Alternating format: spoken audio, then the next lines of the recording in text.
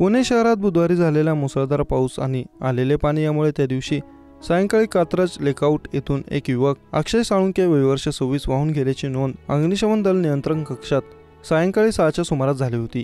अग्निशमन दलाकडून प्रथम गंगाधाम अग्निशमन केंद्र येथून वाहन पाठवत शोध घेण्यात आला होता, परंतु धरण क्षेत्रातून वाढता विसर्ग आणि पाण्याचा प्रवाह पाहता अनेक अडचणी येत होत्या, त्यामुळे त्या दिवशी शोध घेऊनही युवक सापडला नाही। दुसऱ्या दिवशी दलाने घटनेचे गांभीर्य ओळखून गंगाधाम आणि कात्रज अग्निशमन वाहन लेकटाऊन व जनता अग्निशमन वाहन शंकर महाजन जनता अग्निशमन वाहन शंकर महाराज मठाजवळ स्वामी विवेकानंद पुतळा आणि आज कसबा येथील वाहन मनपाजवळील नदीपात्रा येथे शोध गळ लाईफ जॅकेट लाईफ रिंग यांचा वापर करत युद्धपातळीवर शोधकार्य करत होते।